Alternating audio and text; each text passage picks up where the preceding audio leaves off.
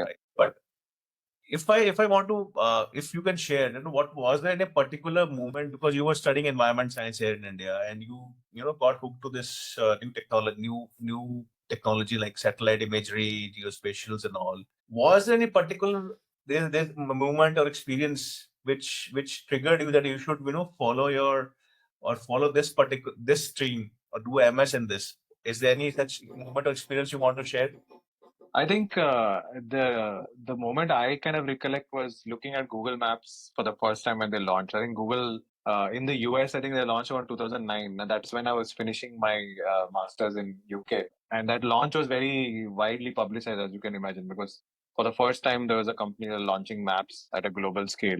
And I kind of, looked at the map and was amazed by the detail that they were able to capture. And a year later, as I was finishing my masters, they released this Street View product, which is basically today you can drag this little man and put them on a map, and you can see pretty much what that image looks like on the road. And that was like a aha moment for me. Like looking at the driveway of my cousin who lives in Seattle sitting in India was just a mind blowing experience. And I thought, look, that's such a big, powerful way to look at the world. And then, I was exposed to all of the enterprise applications of what maps could do. So I think that was the real kind of moment where so much of data and insight could be gathered from a very simple interface. I think that was kind of my moment of, yeah, this is what I want to do. If GIS can do something so cool, then there's so many other applications you could think of. So great. I mean, that's pretty much, that is something which everybody wants to experience. That is the trigger they need, where they can find their passion. And if they find their passion and but to pursue that as a career, I mean, nobody is that lucky. I mean, that person is a lucky one if he's able to do that. I believe that. And, I'm passionate about technology. That's why I'm having a conversation with people like you, just to understand more about them and their passion about technology, what they're doing. So, in as the next question, I want to understand from you that if you have done your MS, you have identified the areas, right? So, how did you go from seeing this potential to actually founding your first company?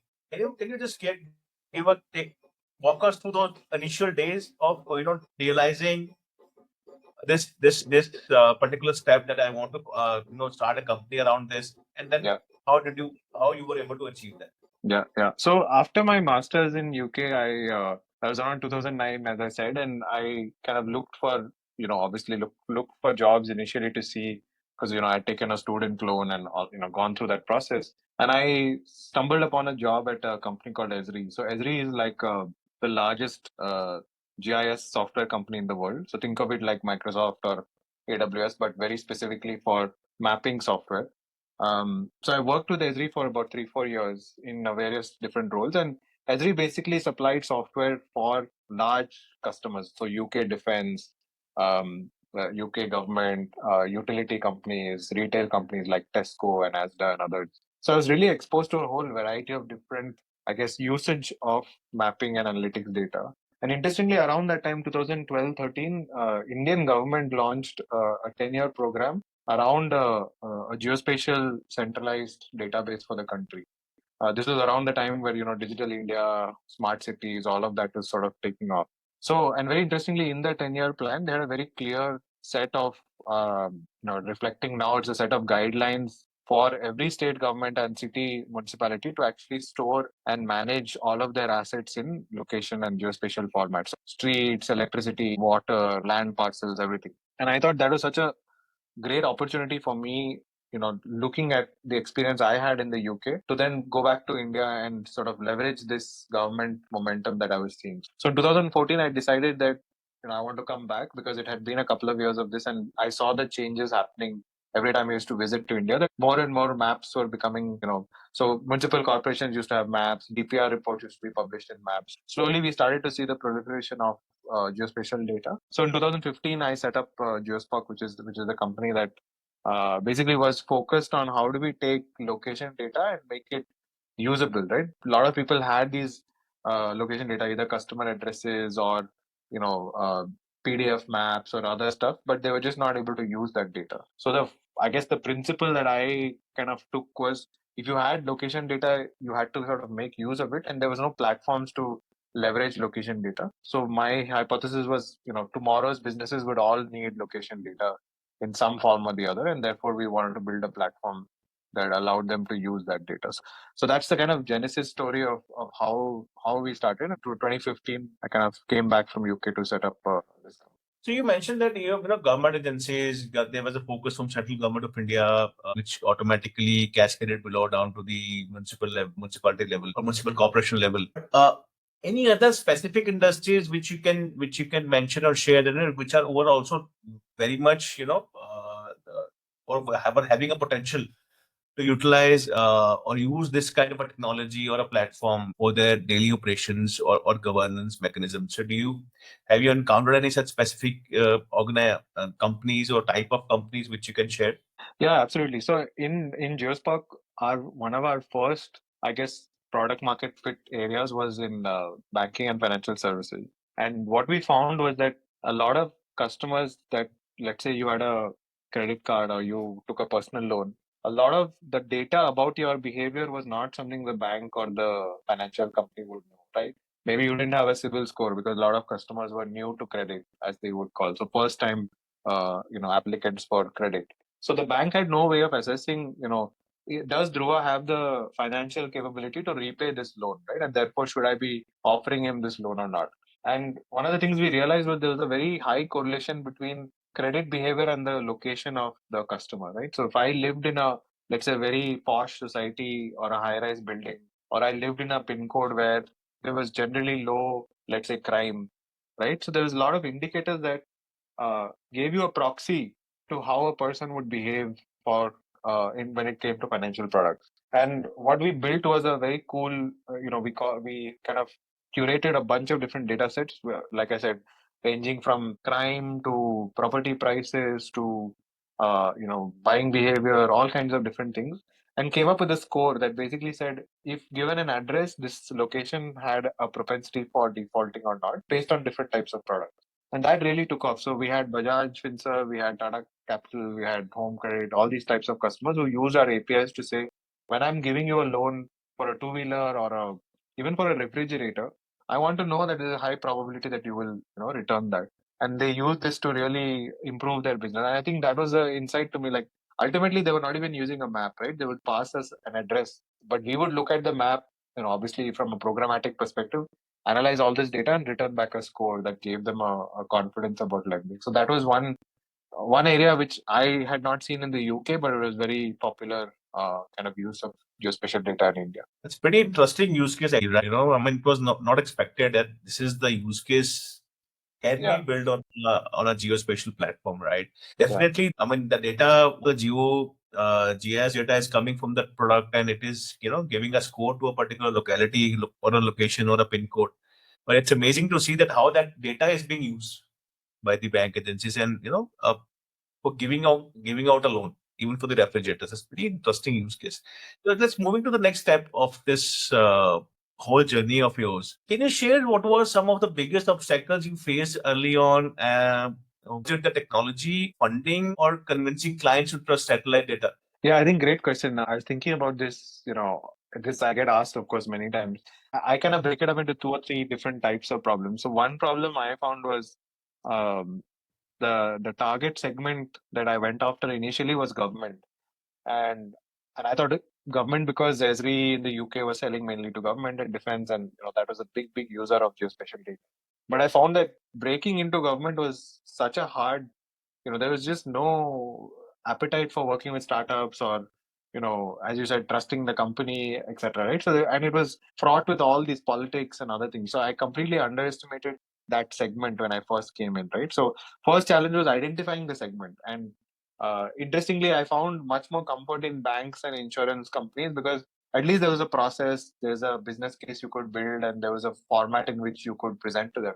For government, I had no idea where to start. So I wasted, I think, almost a year, 2 years trying to figure out, which was my right target segment. But once I figured out, let's say financial services was an area we wanted to go after, the next set was, of course, it was not really funding, it was more convincing the stakeholder that this solution actually adds value, right? They were used to, let's say, a field agent going and doing a verification, but they couldn't believe that you could use a geospatial platform to do the same thing. And so we did many POCs to prove, that this actually works. We had metrics to show that actually their business was improving based on this technology intervention. So I think that was another really hard challenge, like proving that technology works. Was often, today we take it for granted. Hey, I can see this on Google Maps, but when we started, 6, 7 years ago, that wasn't the case, right? Google Maps wasn't prevalent in India in 2014, 2015. So I think that was another big challenge that we faced. And I think the last one was, until very recently, India had very tight regulations around use of location data and resolution of data.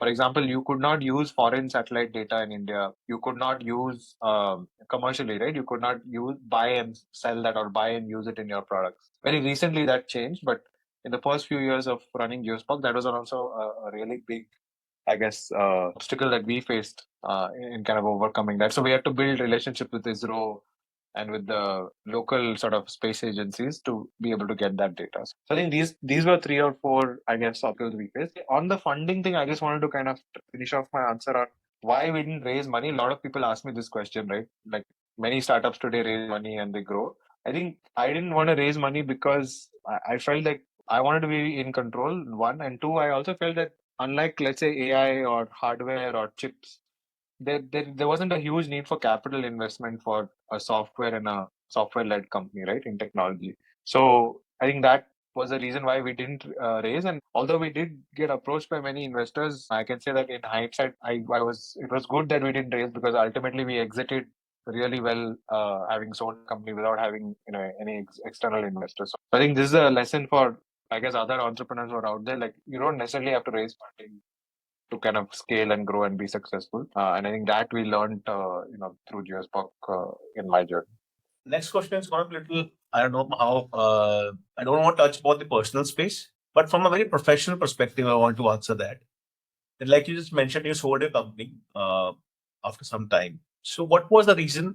The reason you have sold your company was, and was there a can you just share that as well, so that people who are listening to this can also can have some kind of understanding with your experience? Absolutely. So we sold the company just after COVID, and I think, on reflection, I think there were a couple of reasons why I think it made sense at that time. So one was that this platform we had built was a B2B tech platform. Enterprises would use our tools and platform, and they would get benefit from it. I had a aspiration to do a B2C product as well. In fact, we had tried a couple of times to build a B2C platform within Geospark and hadn't succeeded. So that was one reason. Like, Ola gave us an opportunity to work on a consumer focused application. The other reason was also that post COVID, a lot of the spending on location data and location analytics dropped, right? It became a nice to have, not a must have, right? So people were investing in Zoom and productivity tools and remote working collaboration tools. So budgets for location data analytics became almost nothing. And if you think about it, one of the main use cases that we worked with Starbucks, we worked with Decathlon, and the solution we provided to them was, where do you open your next store? But now after COVID, Starbucks literally came back and said, for the next 2 years, we're not going to open any new stores, right? So we don't need your solution. So that really hit us hard. Like, we lost lots of customers because COVID basically moved their plans back by 12, 18 months. And we didn't have that kind of runway to sustain without any revenue. Right? So I think in some cases, I also realized that the way we had set up probably wasn't, uh, I guess, COVID proof. So we had to kind of make a decision at that point. But obviously, working with Ola was an exciting opportunity. So I think it came at the right time for us. So I think these are the two, I guess, reasons that selling at that stage made a lot of sense. So there are actually two questions now going in my mind, or two thought processes are going in your mind. One is that the decision which you have taken, there are great learnings in that, right? The very first learning which you just mentioned, that as an organization or as a startup, you were not ready for a next for a journey wherein a situation like COVID. Nobody was, in fact. A lot of people were not ready during that time, and there were certain organizations or technologies which were not selling prior. They flourished, and they flourished like anything, right? That is also one of the learning which everybody, it has taught to everyone. But this one thing the second thought which is going in my mind is the way you have pivoted, as a start, as your first startup, as your first organization, you did not attach yourself to this emotionally. You found a way out or pivoted from that moment or situation to a next possible best solution for your organization. Right? And since you have a lot of people working with you, or the team whichever working with you, you have, ensure that their future also remains safe. So that's I think any entrepreneur who's listening to this or who wants to become an entrepreneur, that is very important, that we should not attach ourselves emotionally to any of emotionally to our startups or our products, because there are scenarios, there are situations which are not under our control. And but as a leader, we need to decide what is best for my organization, what is best for my people who are working. That's great, Dhruv, which you have shared. Thank you so much for sharing that. Absolutely. I think just one thing I want to add to that. I mean, it was emotionally probably the hardest thing I've ever done in my life. So, like letting go of what you've built from I literally understand. ground up, right? No, no, just two people we started and built it from a garage. And when we sold, we were almost 100 people. So it was like, seeing your baby sort of walk away, right? So I think that was pretty hard. So I shouldn't downplay that. I mean, although you've said nice things about being able to detach, it was a hard no. It was probably very, the hardest decision, as I said. But you're absolutely right. Knowing when to kind of say, you want to move on, and life comes with many opportunities. So I saw it as one journey ending, and in fact I wrote a long LinkedIn post about it, another journey beginning, right? So that's the way I looked at it, as a step in the growth of me as a person. I've read that. I've read that post which you have read that which you have put on the LinkedIn too. And that's I mean, just I want to take one more moment on this and highlight that as a leader, this is one of the very key feature or key character you need to build and inbuild your role. That you have to understand the situation. If you are vulnerable, if you are running in some and if you're in some situation where you know you can't handle that, you should always go and find a help for it. So like for you, it came in a form of Ola, right? And they came forward to you and asked you to for the acquisition of your company, and which is and you have taken a very balanced approach and took a practical decision. Let's this is something which is going to be better for my organization and for yourself also. And that's great. I mean, that's the learning. These are the kind of learnings which I know I want people to have from these kind of discussion which I'm having with young entrepreneurs and startup leaders like you. Now, if I ask you, I mean, let's go back to the Geospoc era, which was your baby. You know, nurtured it, you have built it, you have worked with organizations like Starbucks, Decathlon, BFSI. Can you go back and share a project or a milestone, which you really thought has put you onto the map or the place where you wanted to be at that time? Yeah, I think lots of interesting projects which we did. But I guess the most interesting one, or the one that I guess we sort of built a reputation around, was we were working with this US company that was basically creating a lot of data around. So they had these smart tractors, basically, right? So they would count every seed that they were planting in their farm. And this was seed research company, right? One of the big 4 or 5 agri companies.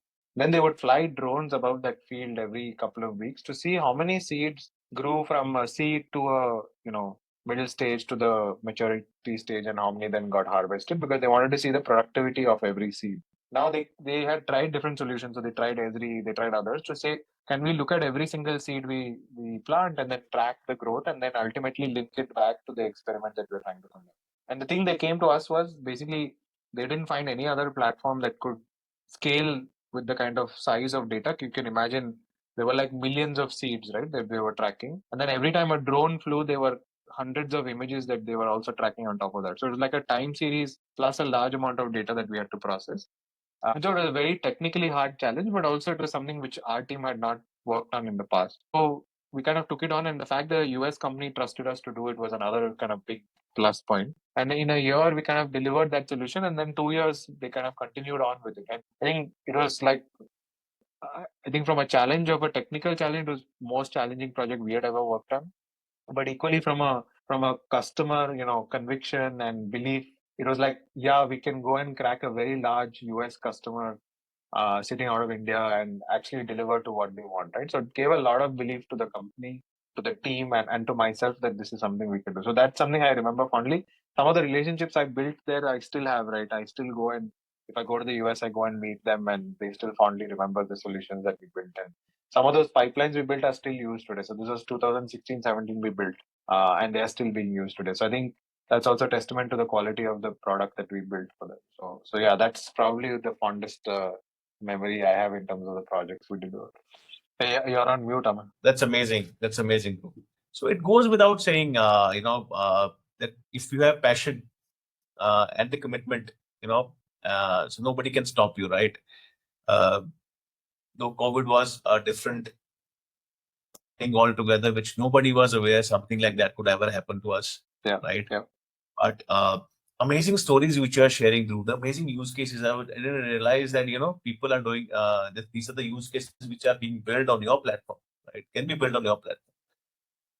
If if I again, so one was BFSI, then there was store opening which you couple of shared, then this seed the one with respect to the farming or a organization who is producing seed want to check the efficacy of their seeds, how they are, what is the productivity they are getting out of it. Is there any envision that or you have or you imagine that something with the satellite data, this organization or these kind of organization can definitely get benefited, but they are yet to jump onto the bandwagon. They're still holding them back. Do you envision any such organization or a sector, not organization, I should say sector, which you believe are still yet to jump on the bandwagon, but they have the huge potential of using this satellite data? Yeah, I think great question again. I think geospatial data is being used by almost all organizations today. I mean, at least I can think of examples in every vertical. And I think one area, interestingly, COVID is an interesting, I guess, reflection because a lot of studies have happened after COVID to look at the impact of geography and location on disease spread, right? And I think that's an area which I don't think had a lot of, you know, uh, experience was not there before. But certainly after COVID, people have taken notice that where you are and what sort of disease originates from where makes a huge impact on how it spreads right across the world. So I definitely think medical and sort of epidemiology is the study that they call. I think definitely requires some, I guess, improvement in use of geospatial. The other thing, I guess, closer to home is the Indian government has been a slow adopter of geospatial technology. The other day, we were talking to an organization that manages a lot of road infrastructure in India, and they still use very manual methods to go and survey roads and look at the condition of roads, which you could do with satellite data or with drone data in a very automated way. So I think things are changing. They're changing slowly, but I think that one sector I would say, government, as I started my journey in geospatial in India, government is still an area which I think there's a lot of potential for, simply because the country like India has such a large scale, and using satellites and geospatial is a good way to, uh, bring that scale much more smaller. You can actually build stuff that can go across the continent. I would say those are the areas which I feel there's still room for adoption of this kind of technology. And I believe, I mean, definitely drones is one thing which they have really worked upon. If they have done, in 2018, they have released first drone policy for India, and then in 2021 they released a second version of it after taking the feedbacks. So wherein they have, with a considerable amount of change, brought everything on the digital space so that people who want to start any business around drone services or using drone products should be able to start that, should be able to kickstart it in a quick amount of time. So government is doing a bit, but I believe yes, then it's an initiative from a policy level, but in the end, the customers of the government or the vendors of the government, I would say, not the customer, the vendors or the people who are working with government for different, like one which is just mentioned, of infrastructure and all. They also start to pitch in and push governments on this. Should also push government that their technology is available now. Like if they allow them do such kind of surveys and all through the drone, I think NHI does allow to do drone service. Yes, so if they allow, so we should start adopting it. People as a organization should start adopting it without fail, right? That's very relevant and that's very important. Coming to the, so you're currently working with satellite organization, right? That's right. People Yeah. flight and all. Can you just share a bit of what is the role you're currently handling and what your organization does? Yeah, so Satcher is the organization I'm working with. They are a satellite, uh, I guess, both upstream and downstream company. So when I say upstream, it means the actual satellite launch and capturing data. So they'll be launching their first satellite in a year's time or so. And then downstream is the analytics. So once you've captured the image, how do you make sense out of it, right? How do you detect different, objects like roads or buildings? Or even how do you detect a change like before and after a particular event or before and after construction? um, I'm basically looking at how do you grow the market for um, a company like Satcher. So working closely with government, working closely with industry, identifying what types of use cases can most benefit from satellite data. And interestingly, this is a good time to be in space tech in India because there's a lot of I guess public money going into it. There's a lot of private participation, and the government has really opened up policy. Space policy came out, a couple of years back. So I think that uh, I guess gives me a lot of confidence that companies like this, and there are three or four such companies who started around the same time or doing fairly well. So Pixel is another one who just launched their satellites a couple of weeks back. So I think this is something I'm confident that India is making the right kind of steps in this direction. Everything changed after the mission to Mars, which obviously got a lot of publicity and a lot of good press. But people have started believing in the capability and resources that are there in India, to build out the space sector. So that's currently what I'm doing, and very exciting times to be involved in this sector. A very interesting question I have. So, satellite imagery is always, very expensive, right? For organizations, if I say, uh, you want a satellite imagery, the cost vis-a-vis the survey can be done manually, right? With this, if you buy a satellite image, or the most recent one, or the very early, or almost a real-time image, or a month back image, the cost, there's a huge difference. So, do you think in the coming days, with a lot of new startups coming into play, with the normal tendency of demand and supply, so supply will increase automatically, the cost will automatically come down? Yeah, absolutely. I mean, and you're absolutely right. The cost of satellite imagery was very high, but actually the cost was high not because the technology is expensive, but you're absolutely right. The demand was much higher than the supply, and therefore the suppliers were able to command a very, very high premium, right? And suppliers were mainly European or US satellites who had capacity already booked out by defense or government contracts, right? So they were able to command any kind of price, and we were subject to that price war that was happening. So now what's going to happen is, as you rightly said, a lot of Indian companies, not just European and American, Indian companies are launching satellites, and they're doing it at cost economics which are far below the ones that happened in the US and other places, right? So, for just as an instance, one satellite that one of the US companies launched, the cost for that one satellite is equivalent to 10 satellites that the Indian company is launching. So we are operating at cost metrics that are far below what is there in the Western market.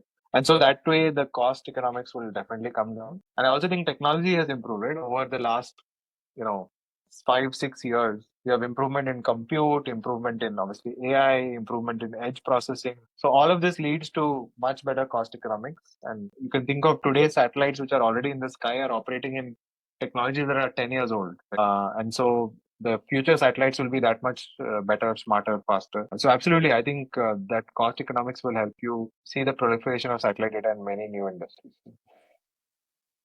It's an amazing time is gonna come. I'm just waiting for that next 5 years. How the things are gonna be, the Yeah, transformations, yeah, the absolutely. kind of change which is happening. It's phenomenal, very very fast, right?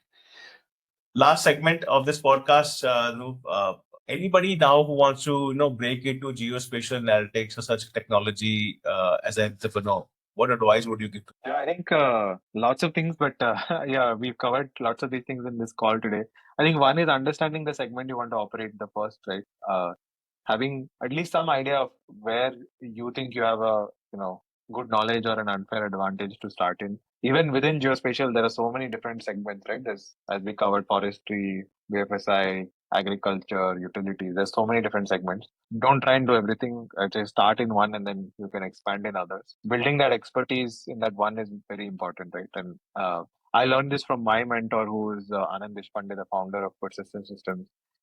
He said you should be the top five in the industry that you operate in, right? The top five companies in the world, because the world is flat and you're competing on a even plane with somebody in San Francisco, Silicon Valley, building software as well, right? So you've got to build that expertise first, and then you can scale out to other things. So I really believe that. And then as the other one was, funding is not the most important thing. Like, don't run after raising money.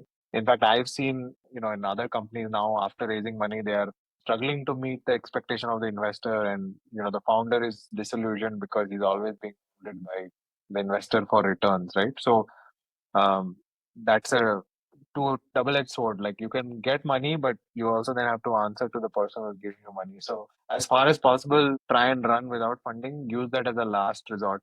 Tap into friends and family or even angel investors. But getting into a VC brings with it its own challenges. So that's something you have to be ready for. And then the last thing would be, build a team that you can trust. So for me, even the team that I had built today, I'm still close to many of them, and we still talk and we still catch up on lots of different ideas. So building a team or a core team is probably the other very important skill in building a successful. Thank you so much. Thank you so much, Dhruv, for sharing your journey and insights into how satellite data or geospatial data can help us and look at the things differently, can help us to reshape our understanding around the world. Thank you so much. Sure. Thanks, Aman.